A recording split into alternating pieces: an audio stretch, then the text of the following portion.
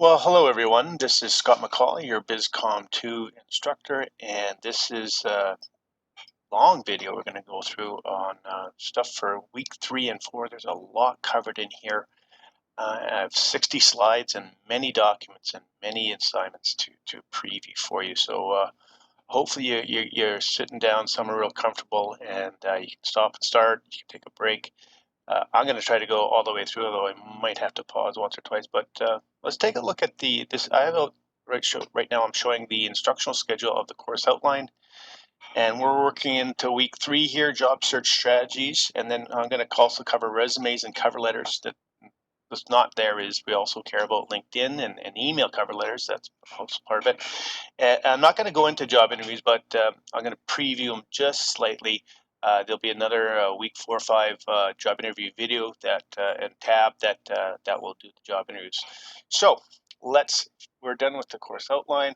Let's see if we can get to, this is your Learn site, okay? And under tab 3, there's a whole bunch of stuff to take a look at. This is the video right here, job search. That's the placeholder. I'll replace it as soon as this video is over. And so that's the video you watch first, take breaks on it. Then we have instructions for online activity 3 and assignment 2. Remember, we have 5 online activities, and those are like the 3 markers. Just you do it, you get the marks. Assignment 2 is the big one for this course. This is a whole bunch of things you're going to be doing for this, and I'll talk about in a sec. But this is the written instructions. This is a skills inventory worksheet is for online activity 3. Squawk Fox employer match worksheet is for online activity 3. You just fill those 2 out and put them into Dropbox along with a job ad you're gonna search out for. And then lastly, there's this rubric for the this big activity called this assignment 2. Let's just call it assignment 2. It's worth 30 points, but worth 15%. Okay, so these are all the really hardcore stuff you need for work 3 and 4. But I have a lot of extra stuff for you to really dig your teeth into. This is a really important topic. We're talking about getting a great job. Like it's the most important thing you'll do at this college this year is get ready for a job. And so I want you guys to take this really serious. And I put a lot of readings, articles, best practices up there. Let's take a look what's all in here. The first is Dusty Ritchie. She's like the top student employment service employee at Red River College. She has the all these different formats you might want to use, sample formats for resumes, cover letters, whatnot, and use the chronological one probably. And then there's example match worksheet. So this is that online activity is just a best practice filled out one. Here's a PDF document on searching for jobs. It's extra reading. A PDF document on resume development. Here's a dummies LinkedIn cheat sheet. So how to make a really cool or really awesome LinkedIn profile, which is super important here. The next 3 are an old student of mine called Pinky Traquina did really great on her assignment. And so I said, could I use this as best practice to show future students? So this is like the finished product. And so we have a cover letter, resume, and there's the cover letter as well. Okay, so there's 2 types of cover letters we're going to find out: an email cover letter and then like a cover letter. And then the Motor is a person called Motor, not modern. And that's cover letter and resume. Another example, more sample formats, resumes, our student employment service templates, more resumes, more cover letters, et cetera, et cetera. And then lastly, a LinkedIn rubric. I'll show that as well. Okay, so there is your all you can dig into for research topics to have a look at this being going forward. Let's move to the PowerPoint. There we go. It's gone, Scott. Get your act together. There you go. This is some of the textbook PowerPoints, and as well as my own. We need you to read Chapter 12, Job Search, Resume, Social Media, Cover Letters. We're also adding into this, the email cover letter does not talked about too much in Chapter 12, and they do it poorly. And the most important thing to add on here is the LinkedIn profile, which is essential nowadays. You have to have a LinkedIn profile, and it has to be the best, just the best you can do. All right, let's talk about online activity number 3. it's a funny title, isn't it? Squawk Fox and Skill Worksheets. So there's just 2 worksheets that you're going to read, work through. I want you to start off by reading the skills inventory worksheet. You're going to find that on the tab, week 3 and 4. You're going to read it through it all, and you're going to fill out the last page. And then you are going to find an online job ad. So appropriate for like what you're going to be graduating to in just a few months. What do you think? Like, it might be for a bookkeeping job. It might be a payroll company. But something I don't go for senior manager, because you'll look foolish when later on. It should be an appropriate job for you. You're going to find that job ad, and you're going to use it for this as well for the Squawk Fox worksheet and all assignments going forward. So this is like everything forward. You're going to use that one job ad, and you're going to apply for it, and you're going to have a job interview for that job. Okay, and I'll be playing the role of the interviewee, whoever's the hiring manager, but I'm insert me in there. Both of those 2 documents you're going to post to Dropbox by Friday, May 22nd at 4 p.m. It's a lot of time to do that. These are documents that are really, allow you to examine yourself. Can you ask you a favor? Also, the job ad of what you're doing, copy paste it or copy it into a Word document and put that in the same Dropbox. It's a little easier for me to take a look at the job when I do your job interview. Is that great? Okay. Let's keep. Whoa, what's going on there? Okay. Assignment number 2 is the Big 50 marker.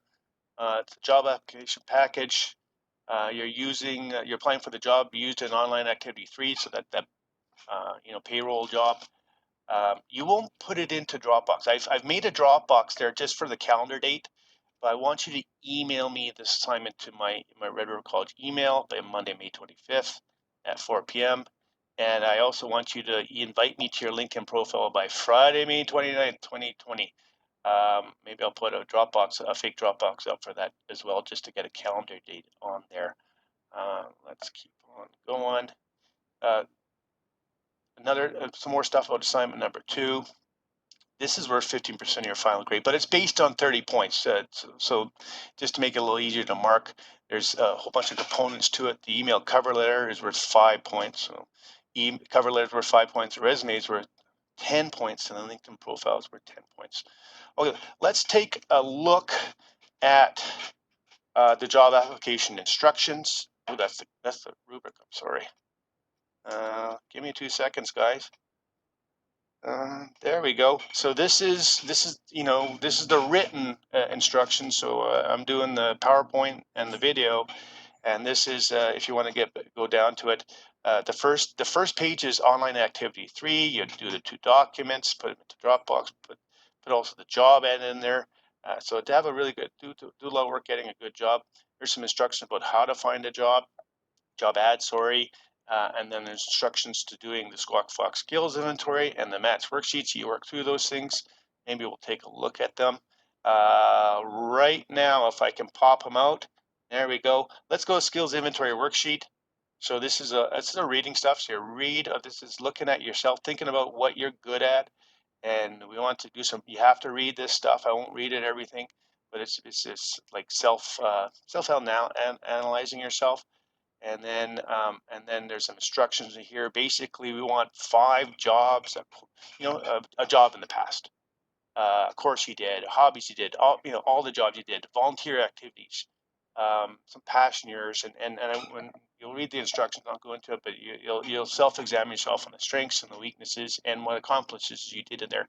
This will feed into your cover letter and resume later on, but it's just like this is for you. I'm just making sure you did it when I look at it, but this is some self-analysis. Okay, so that one's done.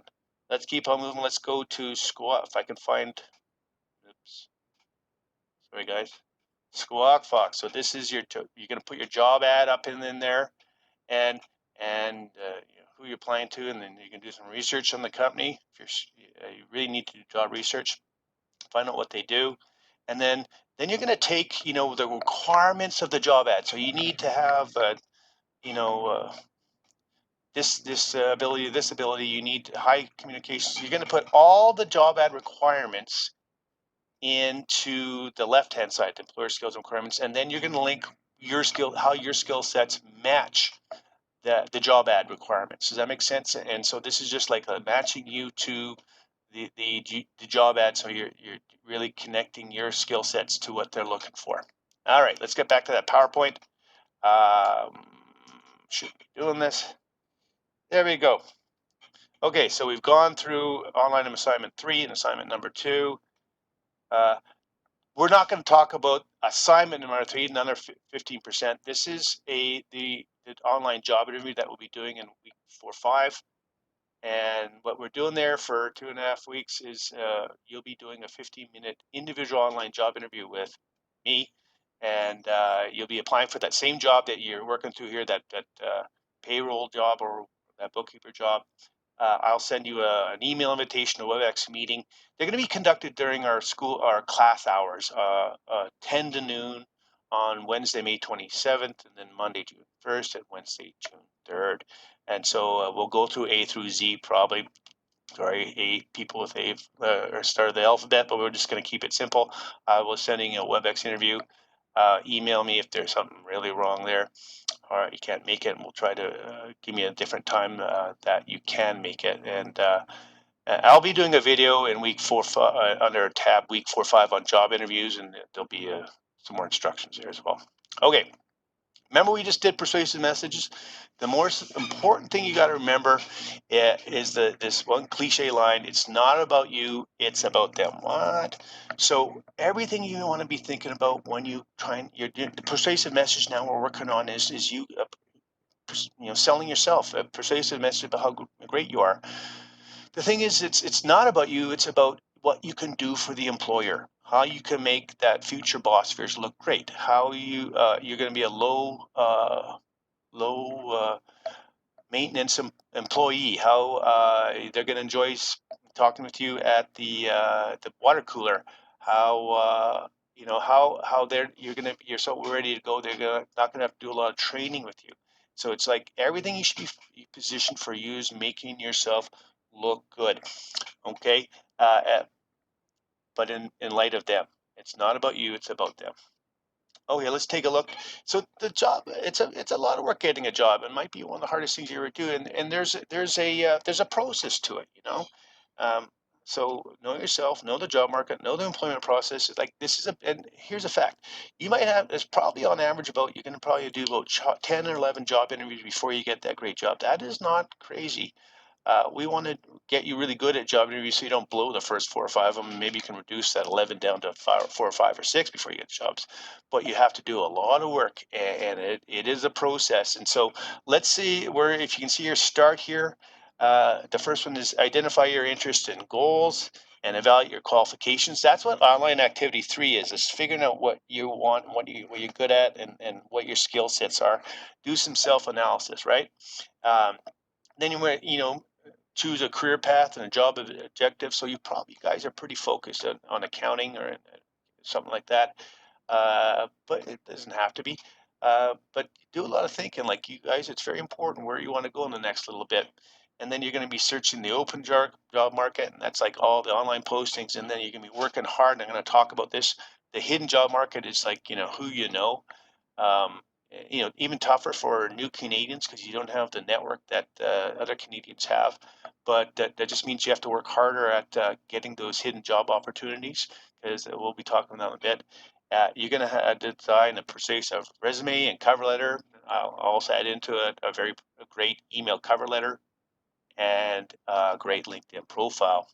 And then you're going into job interviews, and like the whole point of the resume is to get that interview, and the whole point of the interview is to outcompete everyone else and get that great job, and then accept the best offer. And there's the process. It's a long, grinding process, very exciting as well. But it is a process, and you have to work hard at it. Probably the most important thing you do, like smart students, allocate 1 to 2 hours every week on job search.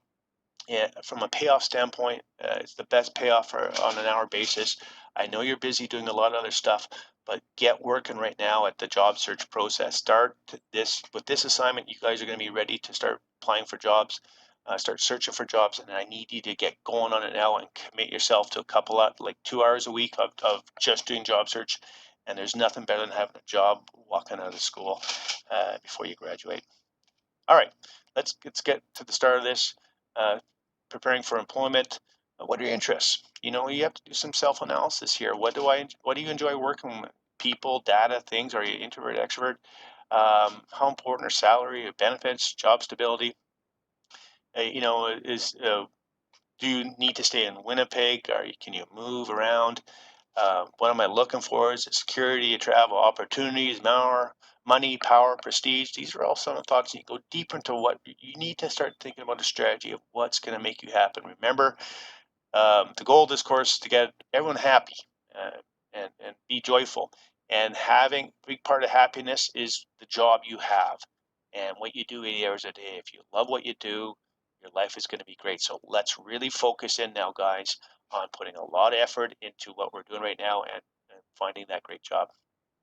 Okay, what are your qualifications? And I want you to evaluate your qualifications.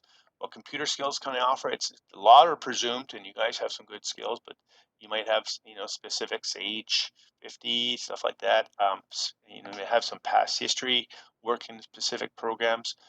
Do I work well with people? But everyone says I work well with people, but what proofs can you offer? And showing um, extracurricular activities, clubs, and jobs you had there.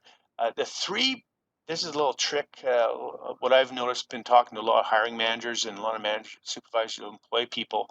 The three, the three skills or three attitudes that employers are looking for is a good attitude. If you have a really positive attitude that comes through in your job interview and your resume, is really important. The second one is be able to put your hand up, like volunteer activities. Are they important? What that means is if you do a lot of volunteer activities, you do a lot of extra things, not just for yourself. You're the type of person who knows how to put your hand up. I'll do that. And so when they have, they're around the meetings and hey, who wants to do this? You're one of those people who says, I'll do it. They want those type of people. And lastly, a low maintenance employee. That means you can figure things out for yourself. You can read instructions and that, like, supervisors do not want to spend a lot of time holding the hands of employees. So remember that it's not about you, it's about them. Keep on moving. Do I learn quickly? Am I creative? How can I demonstrate these characteristics? Uh, if you claim something, you have to back it up with a bit of proof. And so when you claim something, make sure you're proving it on your resume and cover that. We'll talk about that. Well, and do I communicate well in speech and writing? Well, if you got a typos all over the place, you're going to have your resume thrown in the garbage real quick. And so you really have to work on your speaking as well. Let's talk about the changing nature of jobs, and especially in this era of COVID, jobs are becoming more flexible and less permanent. What does that mean? You know, le less of that. You start with a company and you retire 25 years later. You know, uh, there's a lot more. The virtual offices and gig economy, working from home, taking care of yourself. There's a lot. Contract work that's becoming the norm. Okay, and so realize that the world's changing quite a bit. Next, choose a career path. So, unfortunately, I would say visit the Student Employment Services Counseling Center, and really have those people working for you. You might have to. I don't know how this is working when we're online, but definitely we'll talk about later on. The internet is something you should be working on hour or two every day of every week. Sorry, on looking for stuff. Start with the summer job. If obviously you guys are looking for full-time permanent jobs, but the fact is a lot of companies won't will want to test drive you with a summer job. And this idea of the most stressful thing for any supervisor is firing someone. And so they want to the idea of a summer job is they want to see if you get along, if you know how to work, if you're hard, if you are what you're claiming. And they will say have a summer job, and if you're really good and you do great, surprise, surprise, that summer job becomes a full-time job. And if you kind of got, you're a high maintenance employee, you're, sneaking out and you're, not showing up to work maybe, or maybe just not getting along. all of a sudden that summer job, yeah, sorry, this was for the summer and we're not extending it, and then you have to go look for something else. But it makes it easier for the supervisor to judge you. Also, a part-time position. You guys could be working right now in the evening. You're working at a bank or something like that. It's always a good die. Internships are accounting. You don't hear much about that. It's like internship is a non-paid job. I would try to stay away from that, but some people will say, it can work out. So be very wary of internships. Sometimes just a way of saying getting free employment. Volunteer with a nonprofit organization and get as much as you can in the volunteer section of your resume. Show that it's not just about you, that you're a hard worker, good attitude, and you know how to put up your hand. Don't be afraid to ask someone for interview someone in your chosen field. Like you might want to connect with someone and say, can I take you out for coffee and talk about what type of jobs you're at? I'll talk about that. You monitoring the job ads, I'll talk about that later on. And you might want to join professional organizations in your field. Talk to your accounting instructors and ask what would maybe a good organizations you might want to show up to or connect with. All right, so the big online sites obviously are Indeed, Monster, Workopolis. You should be monitoring those. Everyone's looking at those stuff.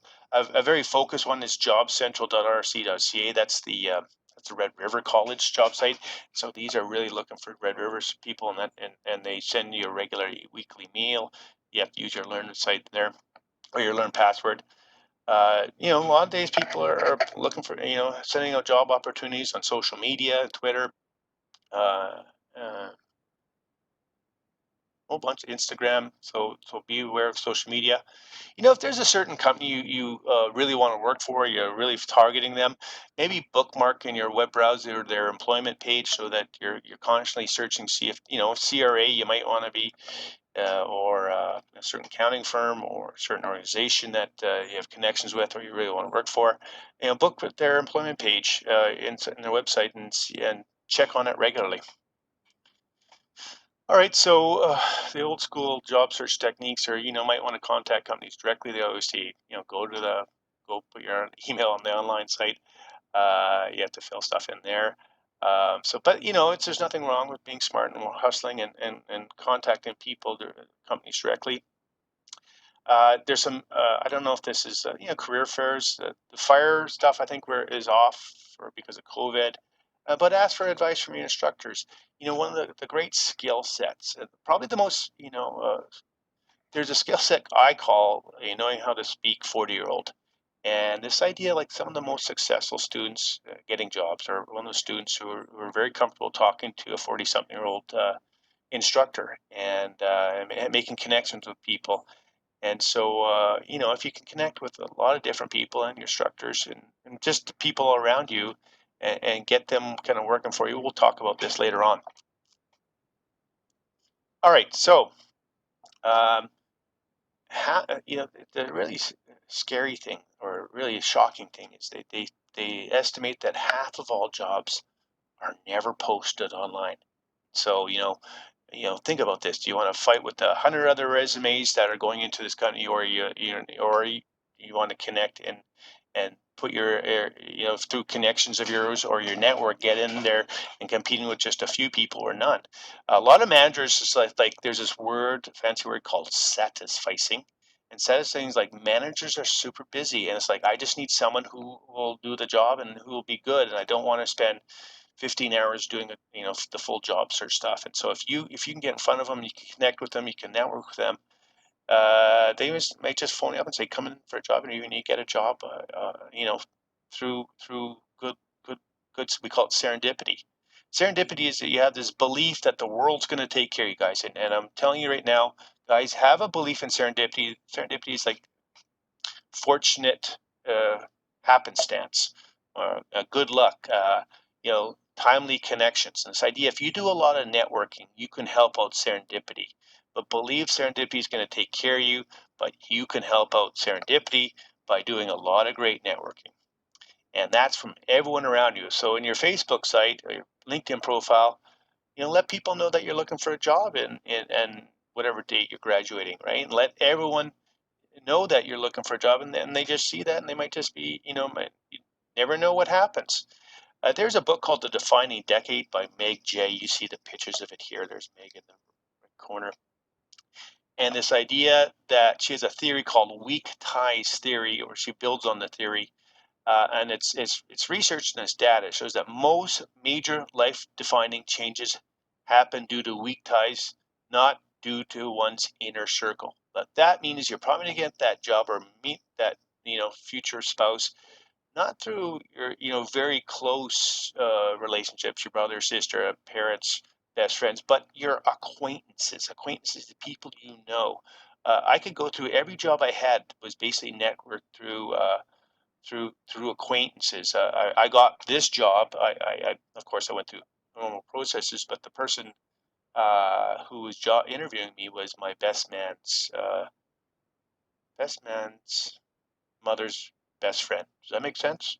And there was, who knows, like, but sometimes those connects help out or the things that push you through. We're gonna go listen to Meg on a video if I can find it, and we're just gonna listen to her for a couple minutes, and hopefully this doesn't go to a job ad. Come on, YouTube. There we go. Hopefully this works. Let's listen to Meg.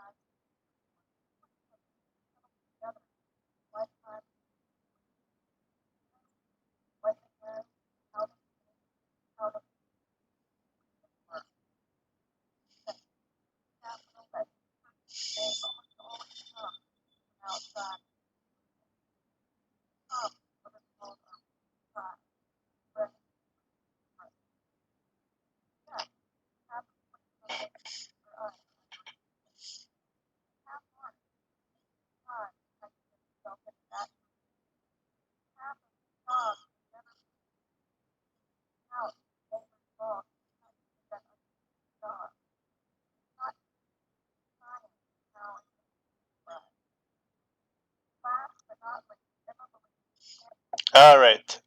You can look at that video. I'll put a link from there somewhere. There is a video. There's a link in the PowerPoint. And it's this idea. It's your acquaintances, guys, and you have to have a paradigm shift. The new way of thinking. Paradigm is a new way of thinking. And this idea, everyone you know, and all their acquaintances are all people who are going to get you jobs, and you just have to start empowering them to get you a job. Get them working for you. Make connections with people, tell people you're looking for a job, be focused on that. Let them, if they hear everything, let you know. And you never know when those people are going to help you out and get you that job. In this, I want to talk to you about the Ben Franklin effect. Ben Franklin is a American statesman from many years, centuries ago. But he had this little trick that if he wanted someone to do for something, he'd ask a little favor of them. And once you do a favor something, they're part of your network, and you're more likely um, to help them out in the future. Okay, let's go through this slide. Studies show doing favors leads to additional favors. That's the big Franklin effect. So if you ask a little favor for someone, they're going to think, oh, you went to coffee with someone, ask them about their career, ask them about their industry. That person all of a sudden is now kind of like working for you. And anytime they hear someone looking for, an employee that fills your skill sets, they're going to drop your name and help you out. Um, this idea it's good to be good, a helper's heart. When you help someone out, you feel good. Now, altruism is linked to happiness. So when these people feel good when they're helping you out, so when they ask for a little favor, and then they're also looking for favors, they're feeling great about it. So you're actually you're asking for a favor adds happiness to their lives. Most people remember starting out, hey, they're just like you, a goodwill towards young business students, and frankly, asking their advice, asking for mentorship, and asking for their help validates their experience that they're connected, they have something of value, and giving them the affirmation of a request is fantastic. Just, don't be a burden, okay? Don't ask for too much. Keep it relatively simple. So it's if you're asking too much, something you become burdensome, and then you're not going to get the help. Um, and then if asking people advice or going for coffee and ask them, ask them about them. People love talking about themselves, And if you give them that affirmation of, can I learn from you? Can I take you for coffee? Can I ask you for your mentorship and get them talking to themselves? So they're going to feel great about themselves and start working for you. Let's keep on going. Let's get down to this. We need to start working on the assignments, and the first thing we're going to talk about is the cover letter. You obviously know when you put in a resume, you obviously are you attach a cover letter to it that it instructs it. And so this idea, in the digital world, you will send an email, and there'll be like an email cover letter. Then there'll be a Word document in there, and that'll be your cover letter, full letter, and then you'll have your resume. Okay, and they're going to read the email, and they'll skim maybe read completely the cover letter, but they just might skim it, and then they'll skim the resume, and then they'll spend a lot of time looking at your resume. The thing about the persuasive cover or the cover letter, it has to be perfect. If they see typos in it, they throw that whole package in the garbage. The resume goes to the garbage. So you have to have a perfect cover letter. It's they might not read it, but it's expected. And if you can't be bothered to do a cover letter, they don't think you're serious about this job. So you have to do a cover letter every time you're applying for something. So in that persuasive cover letter, you want to refer to the name of the employee in the company, how you got for the source of where you got the job application, refer to the job title, describe how your classifications fit the requirement. In the letter itself, I want you to gain attention, especially for unsolicited jobs. Demonstrate interest and knowledge in the reader's business. If people want to hire people really excited about their industry and their company, you really want to show that I really want to work for you and your company, and I've always wanted to do this. If you can get that feeling that you really want to be part of their industry and their company, you're going to be a lot more successful. As soon as you're kind of like meh on it, or you're kind of like I'm just throwing things out there, that you don't make them feel special, and they're not gonna you're not gonna get their attention. You also want to connect your special talents with the company's, what the company's looking for. Um, you, this goes back to that online activity number 3 of connecting what they're requiring and your skill sets. Um, and you want to build interest in the body, discuss experiences relating to job requirements, discuss education, and then you want an action close. And you want to be sincere and appreciative, and you want the action closes. I look forward to having a job interview like that. I'm going to see if I can get an example up here of a cover letter. There, don't tell me. Yeah, there you go. Here's our friend Pinky Tankero. So this is the best practices. She had a nice letterhead that she made. It shows her address here. You might want to take that out. Nowadays, that's not required. Maybe I'll even just delete that right now, because you don't need to have an email in there, but your phone and your email and your LinkedIn connects. Unfortunately, she did. Yeah. Okay. And a couple couple spaces, date, this, the hiring manager. So, they're putting me in there. You can substitute that for the actual person, just because I'll be acting as like the hirer, and have a so and you might have the address from the job ad. If not, try to find it. It's pretty important. Google that, figure out where the company is. Even if you're sending this email, you need to have the address for this. And then it goes re-application for the position of junior accountant, couple spaces. Dear Scott McCauley, I would go first name, last name, and then colon. The idea is, there's names like Pat and Danny that could be male or female. So Mr. and Ms. is just too dangerous. So I'd use their first and last name. And then you'll see several. You can read some of this verbiage on your own time. I would suggest the only thing I have a problem with this is these paragraphs are way too long. Nothing over 3 or 4 sentences. If I should get a better best practice here, but don't go over 3 or 4 sentences because people skim anything over a few sentences. And then so please nothing over 3 or 4 sentences. Sincerely, comma, and then pinky in there. You don't need all the block letter and all the information because it's up top there, right? Okay, so there's our sample of a cover letter that you're probably going to be delivering most likely via a digital format these days, but sometimes you do the paper, but most likely this is an attached Word document to your email. All right, let's get back to that cover letter. So some last things to think about. Watch out if you're saying I a lot. Reduce the number of sentences beginning with the pronoun I, and maybe put I into the middle. Don't go over two or three sentences per paragraph. And remember, it's just not, it's about them, what you can do for them. So you're trying to give it persuasive arguments is what skill set you're bringing to make them look good. If you have that mentality of these are all the things I'm going to make you look great and I'm going to be a fantastic job, I'm going to be a low maintenance employee, I have all this and this, and it's about them and not about you. Have that not about you, it's about them mentality when you're doing everything when it comes to jobs search and application. All right, next is you'll be sending your cover letter and your resume by mail. And the fact is the more likely to actually read your email cover letter. So you want to include, so you send an email and you're going to be leaving a brief note there, a cover letter and your resume. Does that make sense? And they're going to look at, they're going to skim through that and go to your LinkedIn profile anyways. But your email cover is worth 5 marks in the assignment, and it is like a mini cover letter. It's shorter.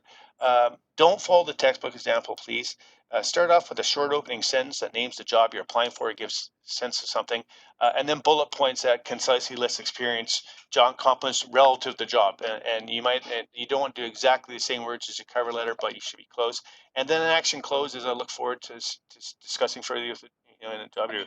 Let's take a look at see if Pinky. There we go.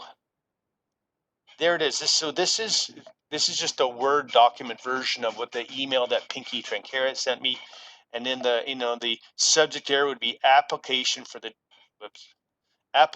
job title. That makes sense. That's what you're doing there. And then you see her Gmail there. Do not use your academic email for any of this stuff because it's going to die out once you graduate from after Red River College. Use your Gmail or your whatever your non-academic email for when you email me. I'll be looking for that. I'm going to talk about this later on. And dear Scott McCauley, Colin, and the only problem I have with this is I wish this is way too big a paragraph. She should have broke that into a one sentence and then 4 bullet points. A lot easier to stuff. Please file my enclosed cover and resume. That makes sense. Use this formatting. There's our action close. I look forward to meeting with you to discuss why I would be an asset to your institution. Use that line. It's a great line. And then sincerely. Now, you'll notice in the cover letter it didn't have her block signature, but here you need to do that in the email. So here's her name. There it is, Pinky. Give yourself a job title. Red River College applied accounting student. Phone number, email, even though that's kind of this you're emailing them anyways. Might as well put in there. And then the LinkedIn profile. Put that there so they can click right to that. So there's your perfect. This is a perfect best practice, except for the fact I like to see some more bullet points in there. All right, let's keep on going. Okay, so here's like the rubric, and the last thing we're going to do in this video is I'll go through the rubrics, but professional email address, we'll talk about that. We'll talk about that in a sec, but no Red River emails and no sexyboy at whatever gmail.com. You have a specific informative subject line. We saw it in application for blah blah blah. Proper salutation is dear Scott McCauley, colon. A brief message announcing your application. I like to see a couple of bullet points in there. A complimentary close. Signature block is important, guys. You'd be surprised how many people forget that. These are all marks, and obviously you're attaching the resume and cover. Better be in there when you email me this assignment. Let's talk about resume. And so this is moving on. This is again, take a lot of looks at all those examples. Do a lot of thinking about yourself. Should be do a lot of thinking, and we're going to talk about how to do a great resume. But basically, there's if you look at one of the documents, it says Dusty Ritchie's templates, and it's like chronological is the norm. Chronological is you put your, your last job at the top, and then below that the job you had 2 times ago, and then the job from 3 years ago was at the bottom of that, right? There is some discussion about how far back you should go. Just keep it relevant. We don't need to, depending on your age, if you're if you're 35, you're going to be doing 5 or 10 years worth of job stuff. But if you're 19, you might have to go into stuff you did when you were 15, 16. All right. Anyways, let's do it chronological. You'll see industrial histories, list of jobs most to least recent. That makes sense. Show a steady career growth. Functional stuff, templates. I suggest staying away from. And the combination is same. Most resumes should be 1 to 2 pages. All recruiters claim that they just want 1 page. Well, it's in their best interest. They want to keep it quick.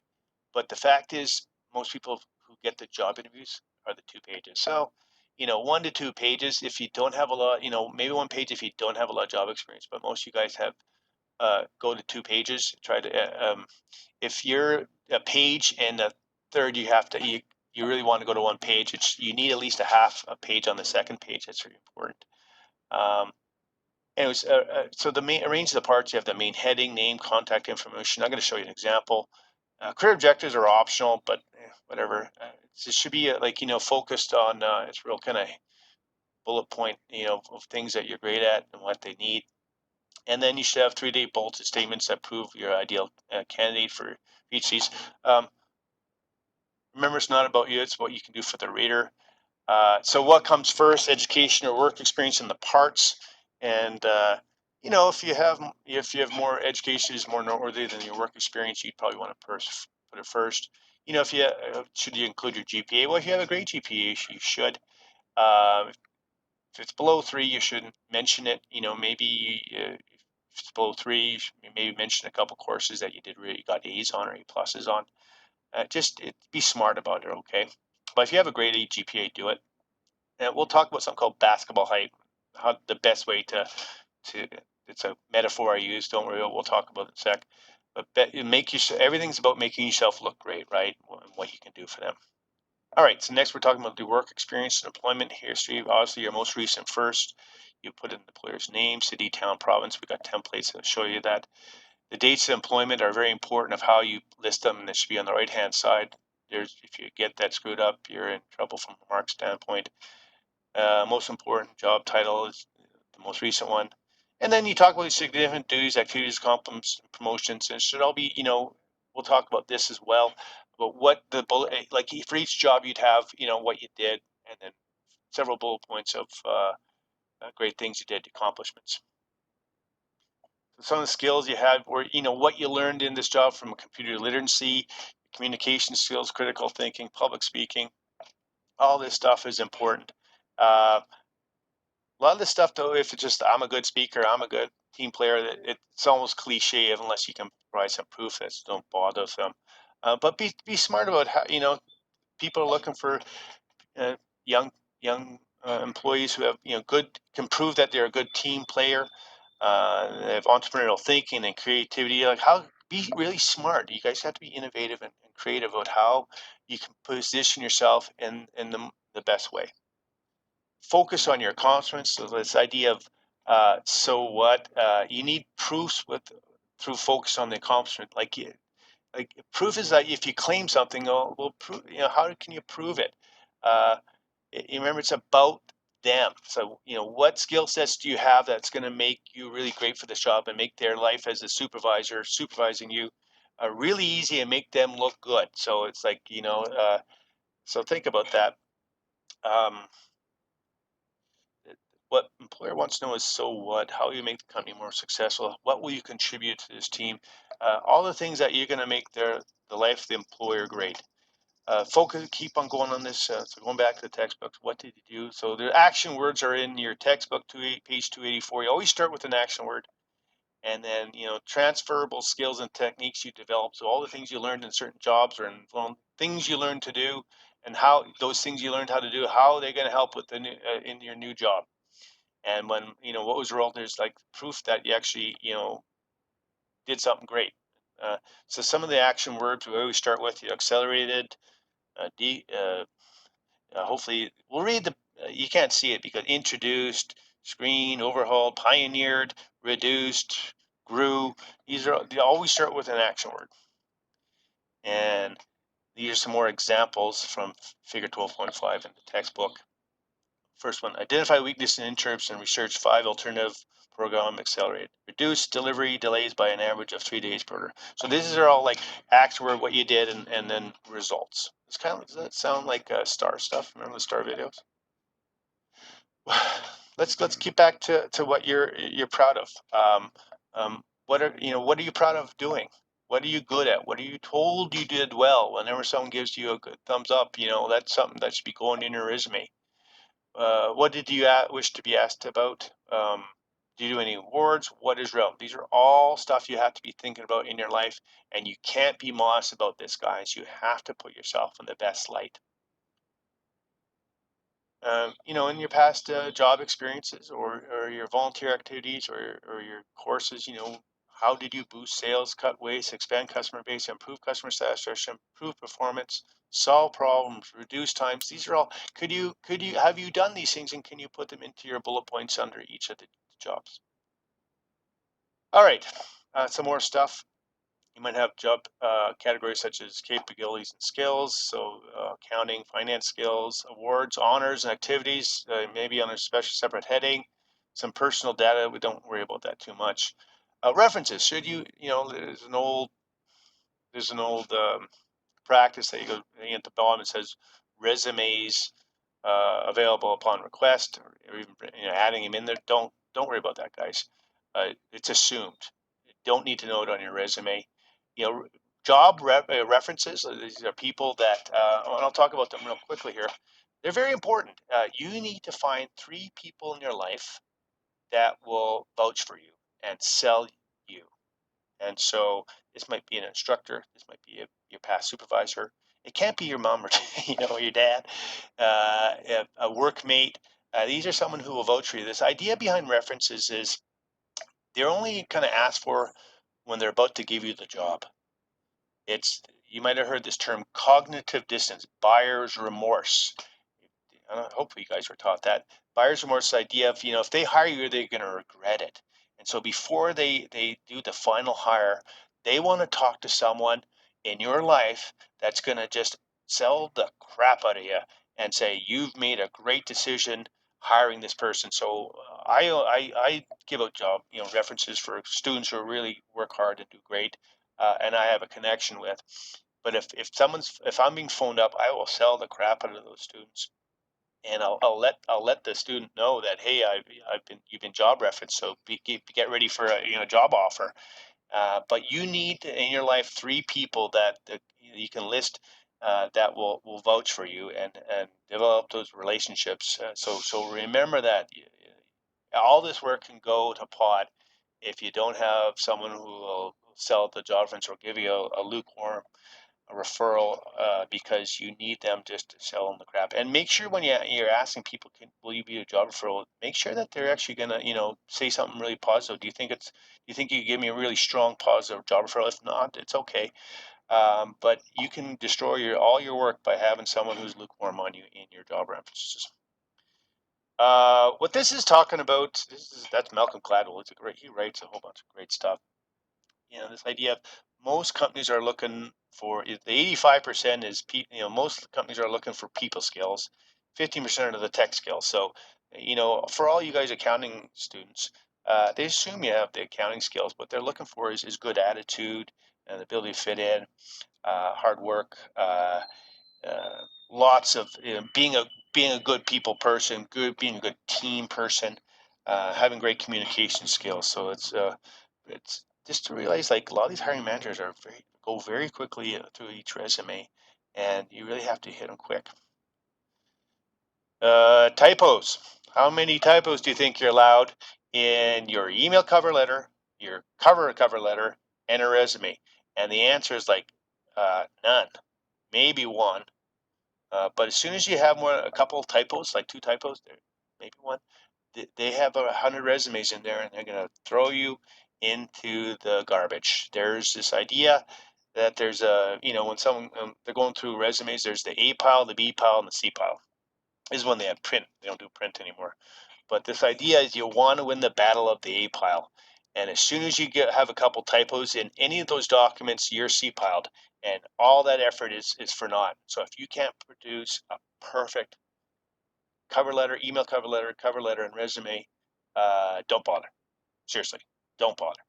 Because as soon as you have two typos in there, you're garbaged. And all that, just that effort of you even sending an email is a waste. So if you can't do something perfect and have someone proof check it and demand perfection from you, you'll never even get to a job interview. So this is a big daunt that you guys have to think about. All right, so let's get back to this idea of final touches on your resume.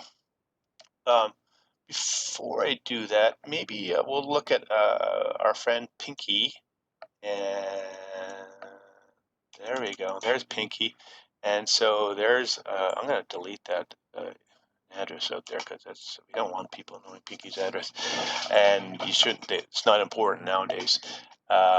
But there's her letterhead again. There should be the exact same letterhead that you see on the cover letter. Does that make sense, guys? It should be exactly the same. So we're having some good parallelism there. A nice little summary of her top hits.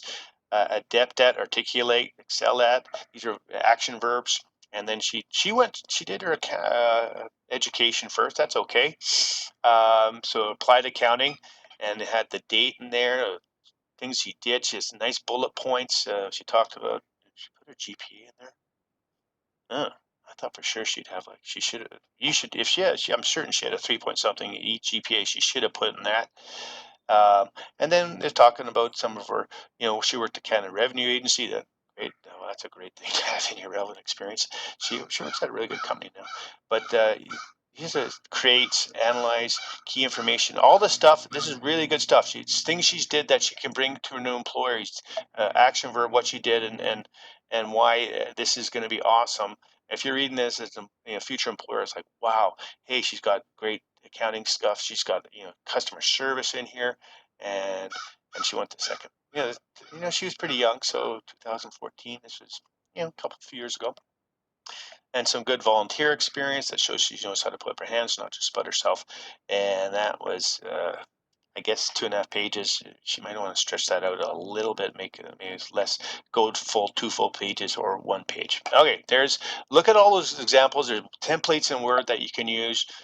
Make sure these dates are correct. You're doing those correct. I will look for that. Use best practice. Use the templates. Use all the stuff that I haven't learned for you guys to best practice stuff.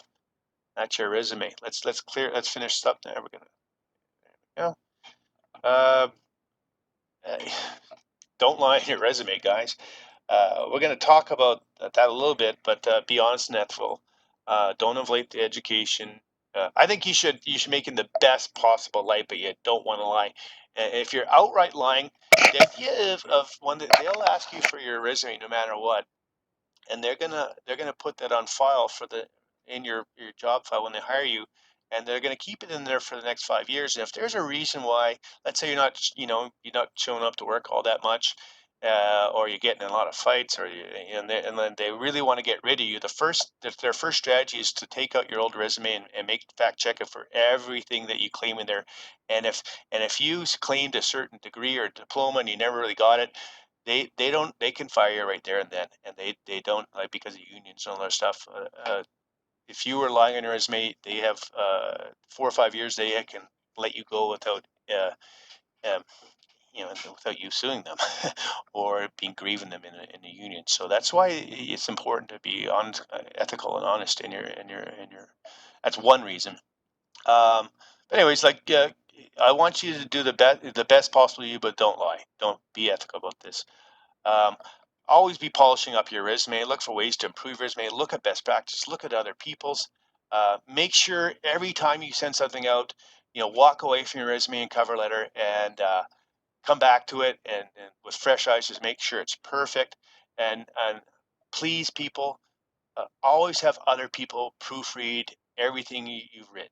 Okay, have someone else in your life take a look at someone who's really good at writing and grammar. Make sure it's perfect. Have someone else do it. It's just one of those tasks you have to do. If you guys send me stuff that's not absolutely perfect, you're in a lot of trouble. It's like, your marks go down, and frankly, you're shooting yourself in the foot because it's just a waste of effort if you put more than one or two typos in there.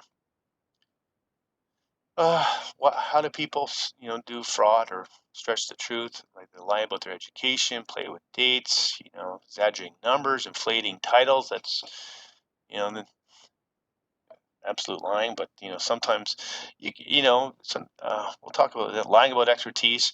The thing is, there's this metaphor I'm going to use called basketball height. And just lets you know, when basketball players, they list their heights. And if you knew anyone who played high school basketball, she might be 5'9", but in the brochure, or of the game, the big game, she's not 5'9", she's 5'10", 5'11". Is that lying, or is it basketball heighting? So I want you. We've been told by HR people that, um, HR people, and they expect a resume that's basketball height. It's the best possible you. There might be a little bit of, you know, making yourself look as good as possible. So this is the counter arguments about, against restaurant, about fraud is, but be smart, and put yourself in the best light. It's a fine line. It's expected a little bit that you do basketball height, uh, but you can't lie about your GPA. But maybe your first term GPA was 3.9, and your second was 2.9. Well, you can just list your first year 3.9, and not list your 2.9 in second term, for example. That's the best way of positioning yourself. Some true or false here. If your resume is more general, you'll be considered for more jobs. It's false. You can really customize. I used to have like 5 or 6 different templates for my resumes, depending on the type of job I had there. I had 20 some different cover letters I could do there. You want to create resumes and cover letters that specific each type of job that you'll be going for, and you should customize everything. True or false? A good resume is only one page, just a list of your employees. Titles, no. Um, well, if you're relatively young, you can, one page is a good idea, but I'd suggest 2 pages is a good idea. Keep going here. Let's see if I can. We're going along here. True or false? A good resume is a complete listing of everything you've ever done. False. Uh, everything must be relevant to the job. Okay. I'm not going to put everything I've ever done into my resume. It would be way too long. It says, next one here is, true or false, using precise plain English and a minimum of jargon makes your resume more effective. True that. Yeah. So you want to keep it very simple, plain English. Here's the thing: if you guys are applying for accounting jobs, it's okay to use some accounting jargon. These people probably know what Sage 50 is, but stay away from cliche or buzzwords. You look foolish. Uh, True or false, people who receive resumes read through them thoroughly. No, they go through them quick. They scan them, and they probably move into your LinkedIn profile pretty quickly. But they'll skim through, but they won't. They're not going to read it line for line on that first go if they're going through 100 different resumes for a posted job. True or false, references should be included with your resume. No, I've talked about it before. It's assumed, but you should have them in your portfolio if they ask for them.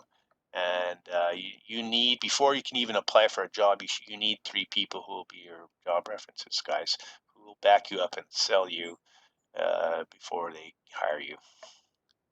I've talked a little bit about this idea. Boy, sexy girl 123 or boozehound at Gmail. Not good email addresses, right? It should be a part of your name at Hotmail or at gmail.com. Like, keep it relatively simple. I am Scott McCauley 4 at gmail.com. That's my personal email, right? Do something very simple like that. If you have, I used to, years ago, I used to have an email called scoopdownunder@yahoo.com. Scoop down under that. They might wonder about that. What is that about? Well, my nickname Scoop, and Down Under was my email I got for when I went to Australia to do my master's degree. But Scoop Down Under, like, what is that about? I got rid of that and went to a regular Gmail one. Okay, so I want to see proper emails from you guys that's coming from your personal account. All right, keep going, Scott. All right, keep calm and Google yourself. You guys realize if they're serious about giving you a job interview, they're gonna Google you and they're gonna type your name in and see what pops up. They're gonna try to vet you out and see what's on. What the online has something to say about you. Be aware. Your online reputation is really important. Hopefully, there's not binge drinking, nude photos, all that stuff. There's not a good stuff. Uh, the two most frequently listed reasons for eliminating the candidate were use of drugs and drinking, inappropriate stuff, looking sloppy, stuff that's too provocative. So really manage your online footprint, people, because guess what? They're going to creep up on you real big time if they're serious about you. And so you need to start maybe cleaning up some of that stuff.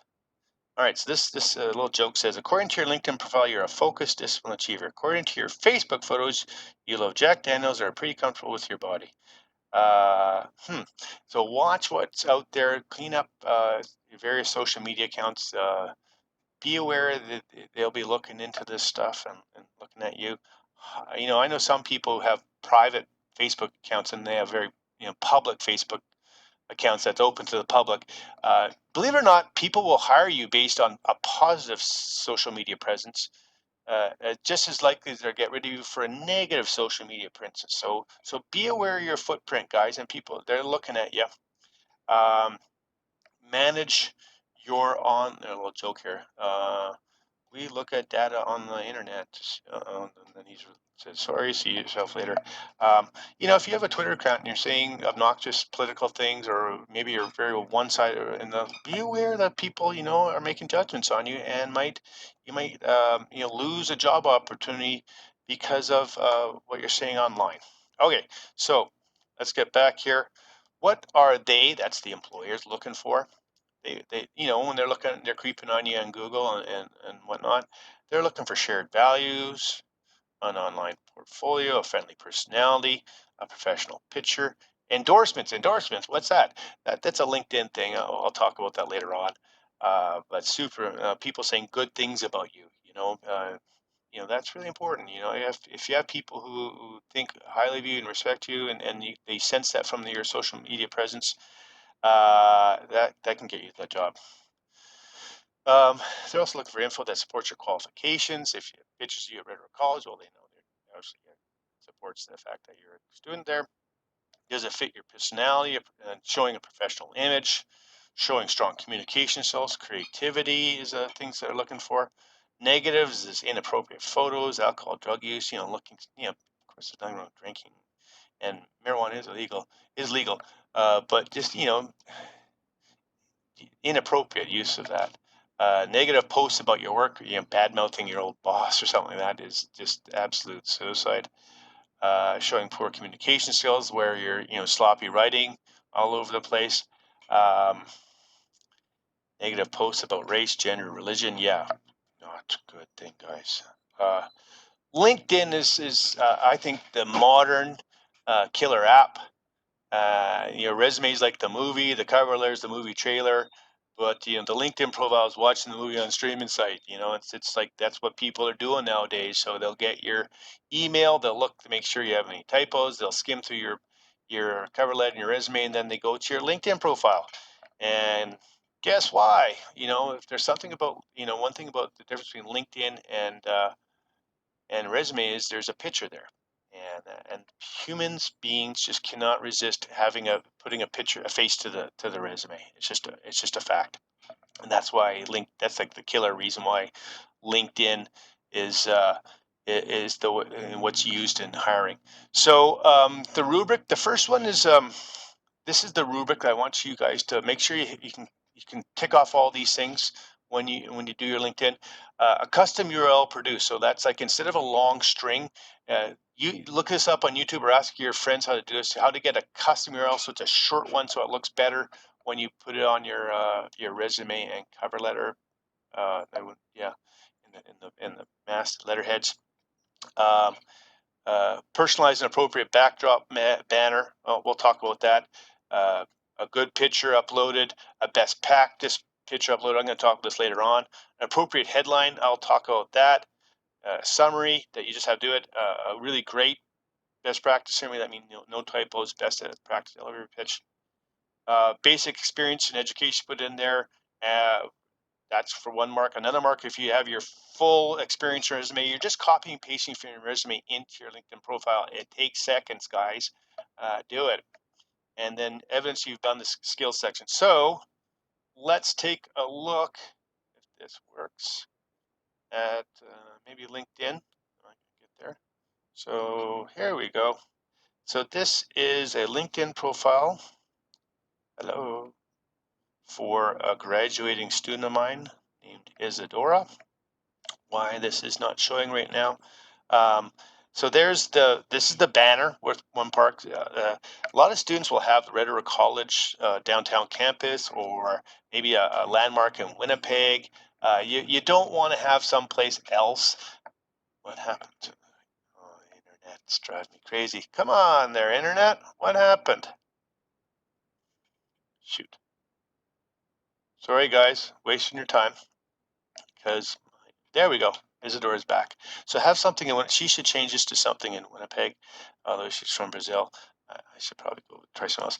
There's a picture in there. This is not ideal, but the picture should be a lot cropped in. Should be a lot. I can't see her there. She's way too small. Should be good. She took the picture at the college. You should have a Winnipeg-based thing. If if you want a job in Winnipeg, have a Winnipeg-based thing. By the way, new Canadians, if you ever asked about Winnipeg in Canada, smart move, say, I love this city. The people are so great. They're so friendly. If you're saying the weather sucks and Winnipeg's a crap, if you're not anything but positive, you're not helping yourself. Winnipeggers love to hear that this is a great town and you can own them that way. Anyways, you put her name out there. A good. This is like we call that the headline, and for you it'd be like probably something like accounting student. Let's see if we can find. Well, I'll go back to we go through this, her experience. I liked her. So she doesn't have, Ashra Cirque du Soleil. She's very good about what she did there. There's a little type, well, theater actress. Like she doesn't have a lot. Photographer, brownie business, start her own little business. And so she has nice little, this is all from her resume, right? And her education, she probably should have had her grade point in there.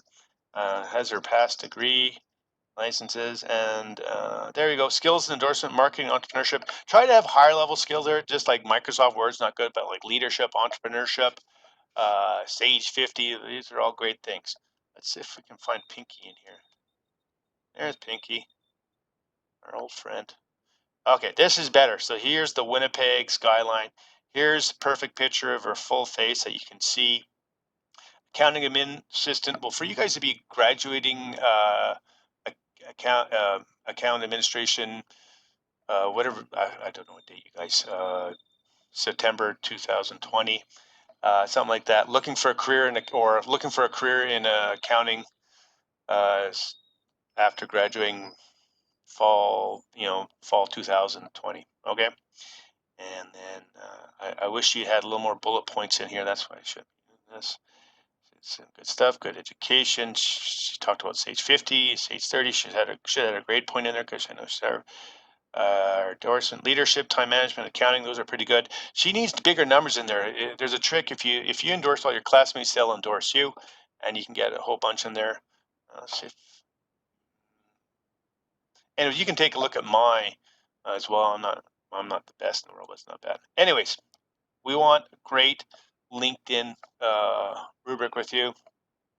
Other things you might want to have, some other hacks you guys might want.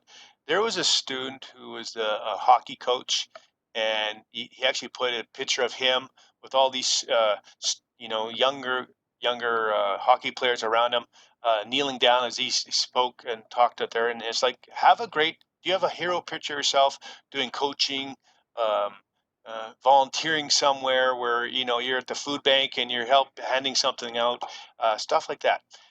So you can put pictures in there. You can. Oh, one thing I forgot. Shoot. I forgot to add this. You see this about here as an honor roll student and applied.